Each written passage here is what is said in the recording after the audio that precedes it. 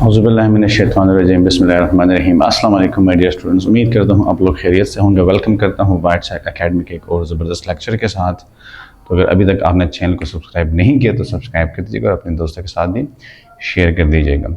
अच्छा, आज का जो हमारा लेक्चर है क्लास 10 की केमिस्ट्री हम पढ़ रहे हैं और चैप्टर नंबर 2 आज हमने स्टार्ट किया है। इसमें मैं लिख देता हूँ चैप्टर नंबर 2 हमने किया है। Chapter number 3 almost first story हम ख़त्म कर चुके हैं।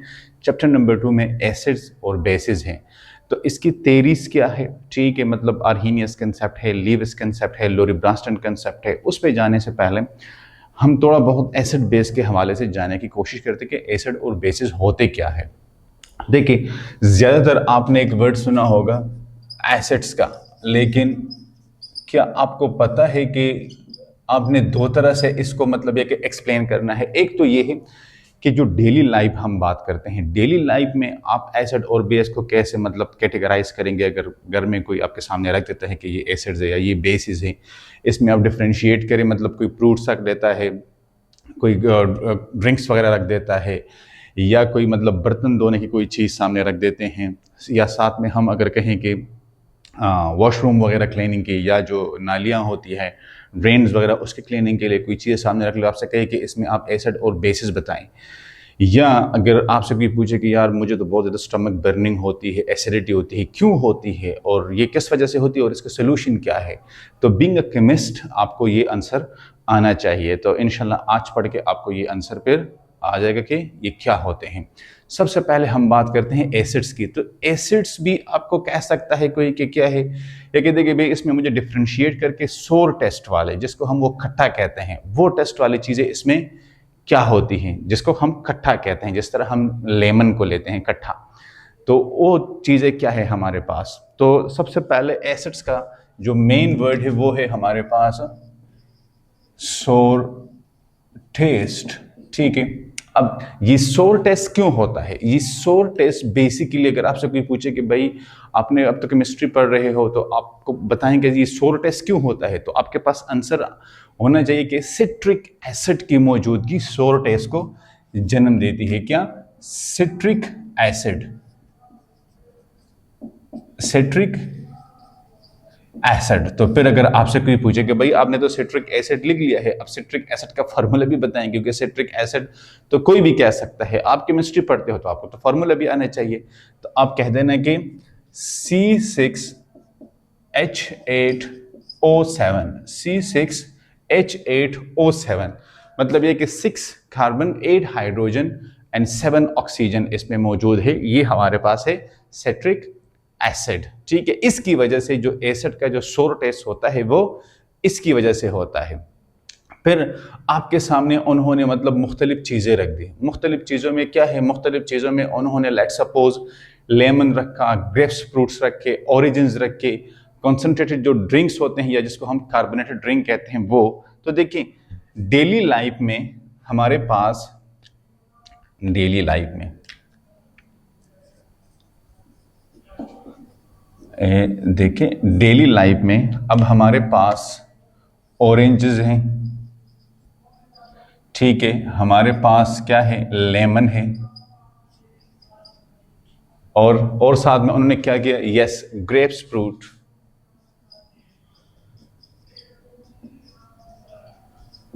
ये ठीक है, एप्पल है। ये आपके सामने किसी ने मतलब ये है कि रख दिए। अब इसमें बताएं कि इसके साथ हमने सोर मिल्क या कार्बोनेटेड ड्रिंक्स, जो हम कोल्ड ड्रिंक्स जिसको हम कहते हैं, वो जब हम इस्तेमाल करते हैं, ठीक है, जूसेस के अलावा पेप्सी, कोका कोला वगैरह, ये जो गोर में ये चीज़ें जो हम इस्तेमाल करते हैं, ये हमारे पास है कार्बोनेटेड ड्रिंक्स। ये सारे हमारे पास क्या है? यस, ये सारे हमारे पास हैं एसिड्स। क्या है? एसिड्स है। अब अगर मैं कहूं कि एप्पल में क्या मौजूद होता है, तो एप्पल में हमारे पास मैलिक एसिड मौजूद होता है। क्या मौजूद होता है? मैलिक एसिड्स, ठीक है। इसी तरह बाकियों में भी जो है ना हमारे पास एक एक चीज। अब मैलिक एसिड, तो इसका फॉर्मूला है C4H6O5। सिमिलरली अगर आपसे कोई कहे कि भाई सोर मिल्क में हमारे पास, आपने तो इसको एसिड की कैटेगरी में डाल दिया, लेकिन इसमें मौजूद क्या होता है, तो आप कहते हैं कि लैक्टिक एसिड होता है। क्या होता है? सोर मिल्क में हमारे पास लैक्टिक एसिड।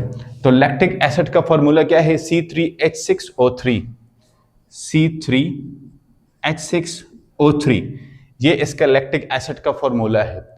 फिर अगर आपसे कोई पूछे कि भाई आपने तो यहाँ पे, हम कहें कि ग्रेप जूस या जो ग्रेप फ्रूट्स होते हैं, ठीक है, तो जिसको हम अंगूर कहते हैं, तो अंगूर, तो इसमें हमारे पास क्या मौजूद होता है? मतलब ये कि इसमें हमारे पास, हाँ बताएं, यस, टार्टारिक एसिड मौजूद होता है। तो आप कह देना कि हमारे पास ये जो ग्रेप फ्रूट्स आते हैं इसमें मौजूद होता है टार्टारिक एसिड। और टार्टारिक एसिड का फॉर्मूला क्या है? तो टार्टारिक एसिड का फॉर्मूला है C4H6O6। C4H6O6 ये इसका फॉर्मूला है। टार्टारिक एसिड इसमें मौजूद होता है। तो ये हमारे पास जो डिफरेंट फ्रूट्स वगैरह आते हैं और उसमें कौन सा एसिड मौजूद है और उसका फॉर्मूला क्या है। सिमिलरली अगर आपसे कोई कहे कि भाई हमारे पास ये जो एंड्स होते हैं, ठीक है, चवेंटिया जिसको हम कहते हैं, तो वो एक सब्सटेंस प्रोड्यूस करते हैं। अगर मैं यहां पे लिखूं कि सब्सटेंस प्रोड्यूस बाय, अब ये सब्सटेंस कौन प्रोड्यूस करता है? एंड्स प्रोड्यूस करता है। ये देखें, चवेंटिया जिसको हम कहते हैं। तो ये जो चवेंटी जो सब्सटेंस प्रोड्यूस करते हैं उसको हम कहते हैं फॉर्मिक एसिड। क्या कहते हैं? Formic acid. मतलब ये है कि ये भी एसिड है। तो ये है CH2O, CH2O2, ये हमारे पास एंड्स प्रोड्यूस करते हैं। सिमिलरली ये जो बी होता है, बी जिसको हम वो पश्तो में हम मछाए बोलते हैं और उर्दू में आई डोंट नो कि उसमें क्या बोलते हैं, वो जो मतलब काटती, वो जो डंग मारती है, ठीक है, तो उसके जो स्टिंग होते हैं, बी स्टिंग। तो बी स्टिंग क्या होता है? बी स्टिंग भी बेसिकली एसिडिक इन नेचर होता है। क्या होता है? एसिडिक इन नेचर होता है। तो ये हमारे पास सारी जितनी भी इंफॉर्मेशन थी ये एसिड्स के हवाले से थी। क्या थी? एसिड्स के हवाले से। अब यहां पे हम थोड़े से इनकी प्रॉपर्टीज पे बात करते हैं। प्रॉपर्टीज ऑफ एसिड्स, ठीक है। तो प्रॉपर्टीज अब एसिड्स में हमारे पास, एक तो आपको ये पता होना चाहिए कि ये लैटिन वर्ड एसिडस से निकला है। एसिड जो है ना, ये लैटिन वर्ड एसिडस, और एसिडस का मतलब क्या है? सोर। क्या? सोर। तो ये इससे निकला है। अब इसकी प्रॉपर्टीज में क्या है? तो प्रॉपर्टी में इसकी जो है ना वो है कि the one sour test. Two इसका क्या होगा? सेकंड इसका है कि turn blue litmus paper to red. Turns blue litmus paper to red. Litmus paper हमारे पास एसिड और बेस को जानने के लिए एक पेपर इस्तेमाल किया जाता है। तो अगर हम ब्लू लिटमस पेपर ले ले, उसको किसी भी जो है ना वो लिक्विड में इंसर्ट करें और वो रेड हो जाए, तो इट मीन कि ये हमारे पास क्या है? एसिड है। तो ये इसकी पहचान है, क्योंकि आप उंगली से तो उसको चेक नहीं कर सकते, आप ये है कि उसको मुंह में डाल के चेक करें, तो ये दोनों तरीके बिल्कुल मना है। तो आपने क्या करना है? आप लिटमस पेपर को ले ले, उसको जो है ना उस जो लिक्विड है आपके पास, जो सोल्यूशन है, जो भी सामने है जिसको आप टेस्ट कर रहे हैं, उसमें डाल दें। अगर वो कलर को चेंज कर लेते हैं, इस तरह फिर पीएच मीटर होते हैं, पीएच मीटर के जरिए भी हम चेंज करते हैं। जो लेटेस्ट तरीका है वो पीएच मीटर का है। Litmus paper a bit old matter, ठीक है, तो उसके जरिए फिर आप इन चीजों को चेक कर सकते हैं, ठीक है। अच्छा, थर्ड हमारे पास इसकी प्रॉपर्टी क्या है? तो ये चेंजेस, अब कलर जो है ना वो कलर को चेंज करता है किस चीज के? एसिड और बेस के जो इंडिकेटर्स होते हैं। तो 3 changes colours of acid base indicators. ये जो एसिड और बेस के इंडिकेटर्स होते हैं उसके कलर को भी चेंज कर लेता है। फोर्थ प्रॉपर्टी इसकी क्या होगी, तो फोर्थ हमारे पास है कि इक्वस सोल्यूशन। आप इसका जो इक्वस सोल्यूशन होता है जब इसको हम डिसॉल्व करते हैं तो वो क्या होता है, वो कंडक्टर होता है, इलेक्ट्रिक करंट को कैरी करता है। मतलब है कि इसमें आयंस होते हैं तो वो इलेक्ट्रिक करंट को पास कर लेते हैं। एंड द फिफ्थ वन कि हमारे पास जो स्ट्रॉन्ग एसिड्स होते हैं, तो स्ट्रॉन्ग एसिड्स आर कोरेसिव। इसको आप स्ट्रॉन्ग भी कह सकते हैं और इसको आप कॉन्सेंट्रेटेड भी कह सकते हैं कि ये कोरेसिव होते हैं, डिस्ट्रॉय करते हैं किस चीज को, फैब्रिक्स को, मतलब ये है कि कपड़ों वगैरह को, और साथ में स्किन को। इन दोनों को ये जो है ना क्या करते हैं, ये डिस्ट्रॉय कर लेते हैं। कि आप कपड़ों पे भी डाल लेते हो उसको भी डैमेज करते हैं, और आप अगर इसको मतलब स्किन पे डाल देते हो उसको भी ये डैमेज करते हैं। आपने यहां पे एक चीज याद रखनी है, हमारे स्टमक में एसिड मौजूद होता है, ठीक है। एसिड किस लिए मौजूद होता है, एसिड बेसिकली हमारे स्टमक में जितने भी हम फूड लेते हैं उसकी ब्रेक डाउन करते हैं। उस एसिड्स को, फूड को जो है ना छोटे छोटे पार्टिकल्स में, फिर मेटाबॉलिज्म, कैटाबॉलिज्म, एनाबॉलिज्म, ये प्रोसेस के लिए इसको तैयार करना। बाज़ औक़ात हमें जो है ना वो एसिडिटी फील होती है, स्टमक बर्निंग फील होती है। स्टमक बर्निंग हमें क्यों, क्योंकि जो एसिड होता है हमारे स्टमक में, कहा जाता है कि इतना स्ट्रॉन्ग एसिड स्टमक में मौजूद होता है कि ये आयरन को पिघला सकती है।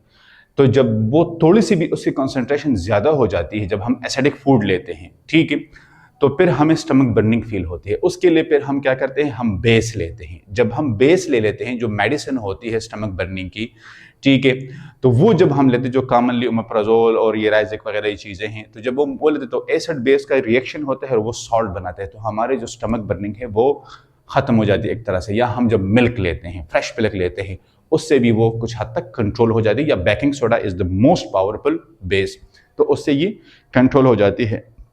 तो डेली लाइफ में ये सबसे जो है ना वो कॉमन एग्जांपल है एसिड का। इसके बाद बेस पढ़ते हैं, आप इसका स्क्रीनशॉट ले लें। अच्छा तो गाइस, अब अगर आपको लीवस एसिड की समझ आ गई है कि जो हमारे पास इलेक्ट्रॉन पेयर एक्सेप्टर्स होते हैं उसको हम लीवस एसिड कहते हैं, तो लीवस बेस को समझना फिर आपके लिए मुश्किल नहीं होगा। किस तरह, तो देखिए हमारे पास जो एटॉमिक और molecular species which are electron rich मतलब है कि वो लीवस एसिड इलेक्ट्रॉन डिफिशिएंट थे, लीवस बेसिस जो है ना ये इलेक्ट्रॉन रिच होंगे, ठीक है। तो इसको हम क्या कहते हैं, donate electron pair and act as a Lewis base. मतलब यह है कि ये इलेक्ट्रॉन पेयर को डोनेट करेंगे। तो इलेक्ट्रॉन पेयर एक्सेप्टर अगर लीवस एसिड है तो इलेक्ट्रॉन पेयर डोनर लीवस क्या होंगे, बेस होंगे। अब इसमें क्या है, तो इसमें हमारे पास लीवस बेस क्या करता है, ability to donate electron pair. इसमें यह सलाहियत मौजूद है कि ये इलेक्ट्रॉन पेयर को डोनेट कर सके। सेकंड, इसमें यह है कि जितने भी हमारे पास कॉमनली नोन लीवस बेस है, ठीक है, तो commonly known base is ammonia. Ammonia हमारे पास एक कॉमनली नोन बेस है, ठीक है, जो इजीली हम इसको समझ सकते हैं कि इलेक्ट्रॉन पेयर डोनर है। या कॉमन लीवस बेसिस को जो है ना वो जितने भी एनाइंस हैं, एनाइंस आर लीवस बेसिस। जिस तरह हमारे पास F नेगेटिव है, SO2 नेगेटिव है, H नेगेटिव है, ये हमारे पास लीवस बेसिस है। क्या है, लीवस बेसिस है। और जिस तरह मैंने वहां पे इलेक्ट्रोफाइल की बात की, तो यहां पे मैं कहूंगा कि न्यूक्लियोफाइल आर लीवस बेसिस। वहां पे इलेक्ट्रोफाइल था तो यहां पे न्यूक्लियोफाइल है। तो अगर एमसीक्यूज में आ जाए कि dash known as Lewis base, electrophile, nucleophile और दो और साथ में ऑप्शन दिए हैं, तो आपका ऑप्शन होना चाहिए कि न्यूक्लियोफाइल। अब dash are consider as Lewis acid, तो फिर आपका आंसर होना चाहिए इलेक्ट्रोफाइल, इसलिए मैंने ये आपको मतलब साथ में बता दिए। अब इसके बाद हम चलते हैं इनकी एग्जाम्पल्स में। जिस तरह हमने वहां पे एग्जाम्पल किए थे, यहां पे भी हम कहते हैं कि examples of Lewis bases, example of Lewis bases. तो इसमें हमारे पास पायरिडीन है एंड पायरिडीन डेरिवेटिव्स हैं। The number one pyridine and their derivatives. ठीक है, एक ये हमारे पास लीवस बेसिस है। सेकंड हमारे पास जो ऑक्सीजन है, सल्फर है, सेलेनियम है, टेलीरियम है। Second oxygen, sulphur, selenium, tellurium. ठीक है, ये हमारे पास जितने भी मतलब ये है कि मॉलिक्यूल्स है, एलिमेंट्स है, तो ये सारे कहां से हैं? ये सारे हैं ग्रुप 16 से। और इनका जो ऑक्सीडेशन स्टेट है वो क्या है? इसका जो ऑक्सीडेशन स्टेट है वो है हमारे पास -2। तो ये भी हमारे पास लीवस बेसिस है। क्या है? लीवस बेसिस है। और we can say on third number के OH नेगेटिव, ठीक है, F नेगेटिव, H2O, क्योंकि H2O दोनों है, एज ए लीवस एसिड और बेस दोनों काम करता है। ROH है, NH3 है, H नेगेटिव है। ये सारे हमारे पास क्या है? यस, ये सारे हमारे पास लीवस बेस है। ये क्या है? सारे हमारे पास लीवस बेसिस है। ठीक है। और इसके अलावा all electron rich system act as a Lewis base, as a Lewis base. वहां पे हमने लीवस एसिड के बेक में वहां पे हमने बात की थी कि इलेक्ट्रॉन डिफिशिएंट सिस्टम, यहां पे हम बात करेंगे इलेक्ट्रॉन रिच सिस्टम। तो ये सारे हमारे पास क्या होते हैं? ये सारे हमारे पास लीवस बेसिस हैं। क्या है? लीवस बेसिस है। अब अगर हम यहां पे बात करें कि चलो आप इसका स्क्रीनशॉट ले लें, इसके बाद देखिए लीवस बेसिस का तो इलेक्ट्रॉन पेयर डोनर, ठीक है, जो इलेक्ट्रॉन पेयर को डोनेट कर सकता है। तो डोनेट तभी करेगी जब ये इलेक्ट्रॉन रिच होगा, इसके पास एक्स्ट्रा इलेक्ट्रॉन होंगे, इसकी जरूरत से ज्यादा इलेक्ट्रॉन होंगे, तो ये उसको डोनेट कर सकता है। ठीक है। लेट्स सपोज आपने पानी जो है ना वो ग्लास उठा लिया, आपने आधा गिलास पी लिया और आधा गिलास आपने फेंक दिया। आप तब फेंकेंगे जब आपकी अपनी कैपेसिटी फुल हो जाएगी।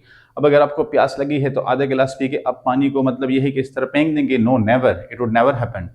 लेकिन तब करेंगे जब आपकी कैपेसिटी फुल हो जाएगी। इसी तरह अगर हम खाना खाते हैं तो हमारी कैपेसिटी फुल हो जाती है, फिर बाकी खाना जो है ना वो हम छोड़ देते हैं, नहीं खाते। क्यों? हमारी कैपेसिटी फुल हो गई है, हम रिच हो गए हैं। ठीक है, तो बाकी हम किसी को डोनेट कर सकते हैं। We have that capacity, that ability.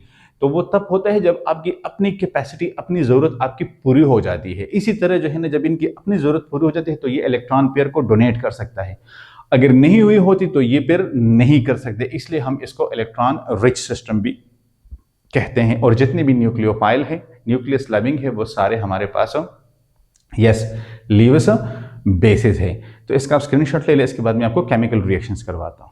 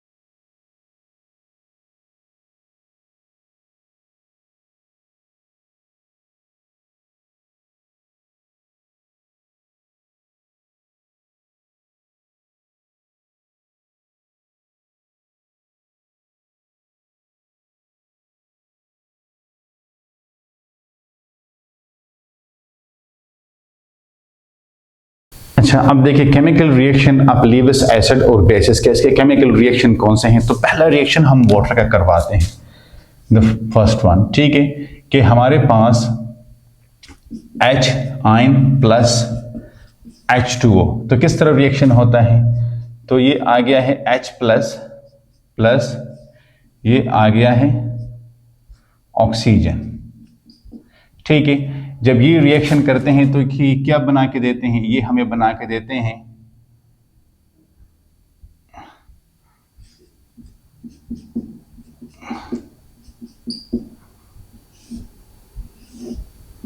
Hydronium ion. क्या बना के देता है, हाइड्रोनियम आयन बना के देता है, ठीक है। और इसके पास यहां पे अब एक पेयर इलेक्ट्रॉन है। आई समझ में बात। अब इसके पास कोई इलेक्ट्रॉन नहीं था, तो जब इसने इसके साथ बॉन्डिंग की है तो ये पूरा पेयर यहां पे डोनेट हुआ है। तो अब इसमें ये जो हमारे पास बॉन्ड है इसको हम कहते हैं coordinate covalent bond, coordinate covalent bond. तो जिस तरह हमने डेफिनेशन में बात की थी कि इलेक्ट्रॉन पेयर एक्सेप्टर और इलेक्ट्रॉन पेयर डोनर, तो ये हमारे पास है लीविस एसिड और ये हमारे पास है लीविस बेस, ठीक है। ये तो हमारा आ गया है हाइड्रोनियम आयन की फॉर्मेशन का एक रिएक्शन। ये H3O पॉजिटिव जो हम लिखते हैं ये वो बना है, ठीक है। सेकंड हमारे पास है अमोनिया का जो अमोनियम आयन बनता है। तो सेकंड हमारा होगा कि NH3 प्लस H, ठीक है। तो ये हमें बना के देता है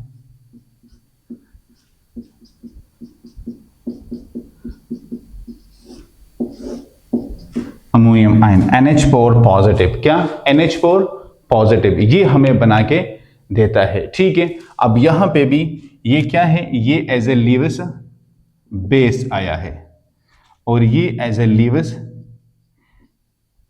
एसिड आया है, ठीक है। तो ये इनके दरमियान, और ये बना है NH4 प्लस, ठीक है, अमोनियम आयन। थर्ड रिएक्शन हमारा होगा किसका, यस, थर्ड रिएक्शन हम करेंगे अमोनिया का और सिल्वर का। NH3 प्लस सिल्वर आयन, तो ये होगा H प्लस Ag प्लस। तो ये रिएक्शन हमारा होगा HN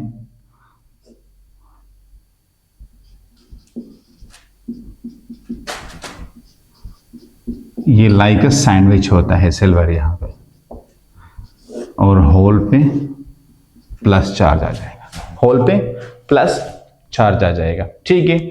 और फोर्थ वन हमारे पास है